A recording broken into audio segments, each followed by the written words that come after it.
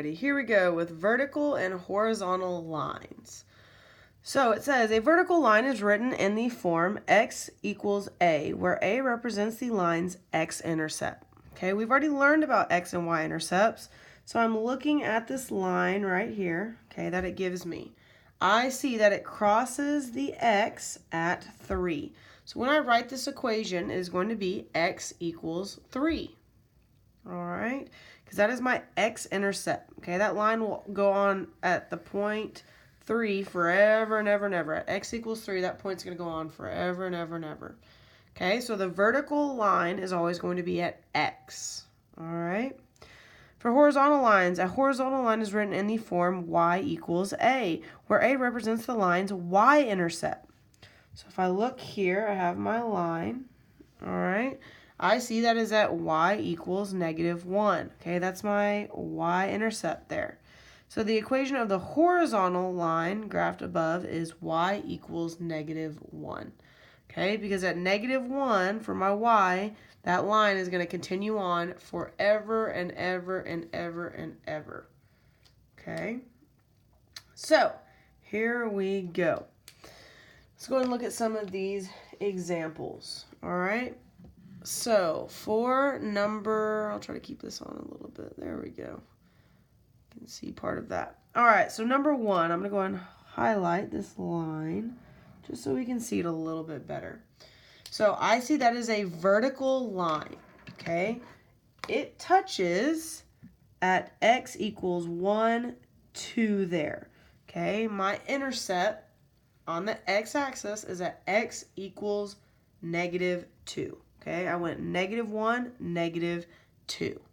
Okay, I went 2 spots over towards my negative. All right, my positive's over this way. So my line, okay, my equation of the line is just going to be x equals -2.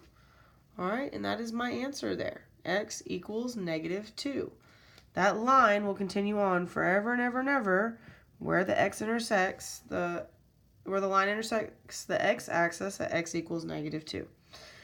All right, let's go ahead and move on to number 2. I highlight my line there just so we can see it a little bit better. Okay, this time I intersect the y-axis. Okay, here's my negative, here's my positive. I go up 1, 2, 3. Okay, so my y-intercept is y equals 3. That is where that line will continue on forever and ever and ever. Okay, that line is going across my y-axis. It doesn't ever touch this x. Okay, it only touches my y-axis here. Okay, same over here. It crosses my x. It'll never cross this y-axis, all right, because they are parallel. They will run next to each other forever and ever and ever. Same here. They will run next to each other forever and ever and ever. Okay? So here, x equals -2 is my x-intercept. Here, y equals 3 is my y-intercept. Okay, that is how you label, okay, the equations of vertical and horizontal lines. Okay, let's go ahead and look at number 5, though. Number 5 is a little bit different. Okay, it's almost even hard to tell where your actual line is. Okay, so if I look at this example here, all right, I cross the x-axis there, and I run along the y the whole entire time. Okay, so it crosses the x-axis, so I know it's an x-intercept. Okay, and since it's on the origin, okay, in the very, very middle there, all right, I know it's going to be at x equals 0. Okay, at x equals 0. If I was to have a problem, I'll go ahead and give you a little example over here, where the line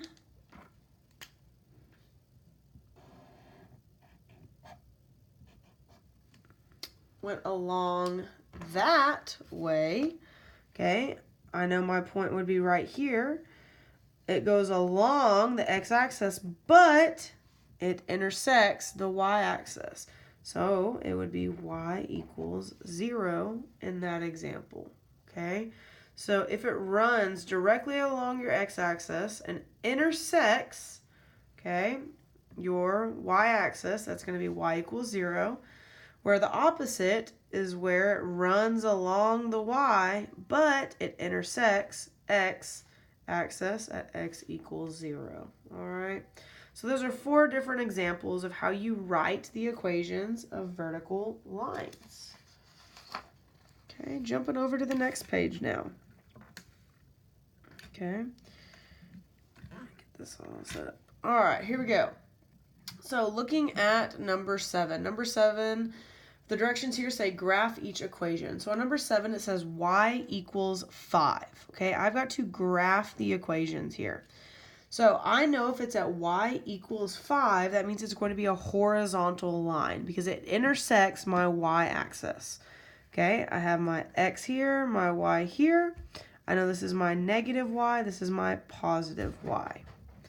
So I go up 1, 2, 3, 4, 5. Okay, at that 5th point is where I'm going to draw my line across.